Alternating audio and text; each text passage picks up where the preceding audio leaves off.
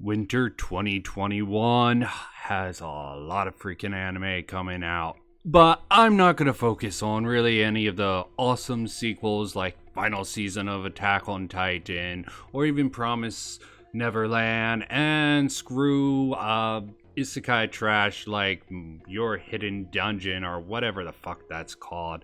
Tried the manga, wasn't for me. So I will be giving recommendations for all the 2021 anime that I actually think are good and read the manga, so I can give you the lowdown and gonna try to avoid any spoilers I can. First manga being adapted into the anime I want to cover is So I'm a Spider, So What? Why, the trailer really makes me wonder the production value of the anime. The story's pretty solid. Instead of a isekai, typical superpowered cheat hero, you have our heroine dying, or something like it enough, being transported into a body of a spider. A really low-powered spider. For all you OP fans, don't be disappointed. It takes quite a long time and a lot of freaking mob trash opponents for the spider to become OP. But also on the flip side, her opponents are all insanely powerful, including pretty much an overlord spider and a demon lord puppet of some type. It really hasn't gotten that far into the manga, but as I said, I don't want to spoil too much in this series. Just to say, it's a fun, action-oriented comedy that is told from a perspective of someone who is female, so it might be able to pull in that crowd and keep the boys along with it. Why light on character development, unlike many of these others? It has a lot of moments that I think really shine through. The development of the main character, the story, why it hasn't reached its apex in the manga that I've been keeping up with. It is intriguing enough to make you want to see where the story goes. Next up, you have Mushoku Tensei, or Jobless Reincarnated. It's the only one where the title is really that boring that I had to go with the Japanese title first. But don't get it twisted. This series actually is the grandfather of Isekai, or so one comment proclaimed. There are some arguments about it. Web novel turned into a manga. Now we got the anime. And the animation doesn't look half bad. Check out my AMV / MMV, the start of that whole saga for me, if you want some hint into the basic story. But for those who don't want to check it out, it's about a loser, Nani, who basically comes to an end in our world and ends up in a baby's body. He's all excited and he really doesn't not want to go back to that need life, so he tries to fight against his own personal fears, which is definitely something a lot of people can relate to. I'm not quite agoraphobic, but seeing him get over his fears in the beginning. He makes friendship with a lot of people, mostly women. Something that I criticize a lot of these Harlem series about is they have no strong male friendship / rivalry, but this thing comes close to rectifying it with a sort of weird father figure later on in the series. As I said, spoiler free, but magic is always an awesome thing, and the storyline is really what keeps it going.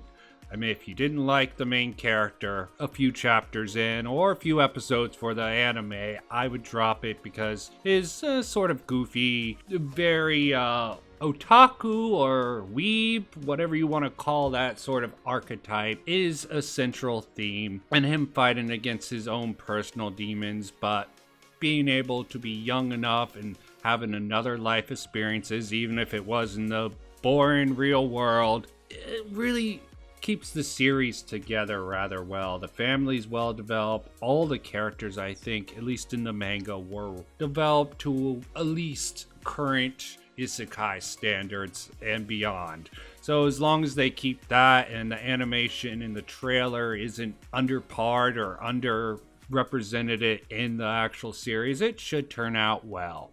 Now for the one I'm excited about because the whole freaking series is out, so seeing it animated might be good. I saw in one comment they thought that the animation didn't look good. I've seen a lot of anime and it's not the best, but it's ONA, which is original net animation, so I assume they have a less of a budget. I have more concerns going through the trailer, which I went through a lot thanks to my other video style of MMVs. MMVs slash a little bit of just regular animation thrown into the manga motion videos format that I have cultivated on this channel.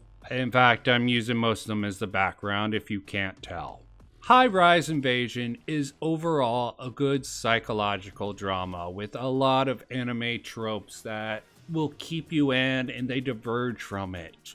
A lot of good action, a weird horror element, psychological twist on it with the mask. The mask. There's more to them than you think, and the overall narrative is rather satisfied. There was a few weird bits here and there that really took me a time to warm to, but for action, psychological, character development, I think personally this series has a lot of it. It's a little stupid and the main character can get on people's nerves sometimes, but overall enjoyable. Definitely better than Black Clover. Sorry. Not gonna rant on things I don't like and things I haven't gotten a shot. So, High-Rise Invasion, horror elements, good characters. There's a lot to be said to it, and I can't say much without spoiling too much, but expect some gore, expect some really twisty, expect some really high-end sci-fi Gans Ash shit coming out of this series. Some of it's gonna throw you for a loop. You'll want to put it down because it's so batshit crazy, but if you keep with it, overall, the ending was sort of bad, but the original net animation probably won't get to the end of this rather well done series except for the end. But it's hard to end things, so talking about ending of things, we have Redo of Healer. I always want to put an A in there, Redo of A Healer, but it must be a D because it's the hero, the badass hero. And if anyone's wanting to watch that, be warned. If you thought Rise of the Shield Hero was controversial, people are not looking for this series. Once this hits, it's going to make Rise of the Shield Hero insignificant. The trope, what I call return to the beginning, is used a lot in manhwa. Basically, not going to be spoiling too much here, but the healer is tortured, yada yada yada, by the party of so-called heroes, and eventually they basically turn him into a dog, sex slave, torture subject. It's revenge fantasy, folks. This is the best of the revenge fantasy. I've only really found 3 in my exploits into the manga saga, and this is the only one that actually made narrative sense. Although batshit crazy, over the blown, all the people are horrible people, and anyone who's not horrible is rather naive. Back to my main point. Basically, he finds something from a demon lord which sends him back to an earlier time and period. Quite a few manhwas that sort of follow this practice. One of my favorite, the skeleton who couldn't save the dungeon, but I think he only has this one run opposed to multiple coming back. No ReZero in here, not as far as I got in the manga, which is rather hard to continue given the, let's say, outlandish concepts. And I'm a fan of death tubes, so take that as you wish.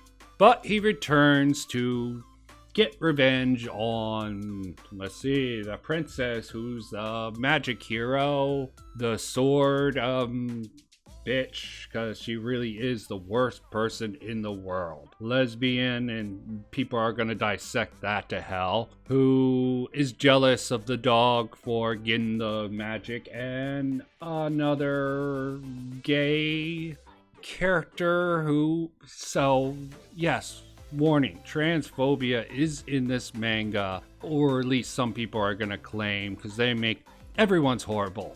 That's the way I see it. Straight, gay, everyone in this series is horrible.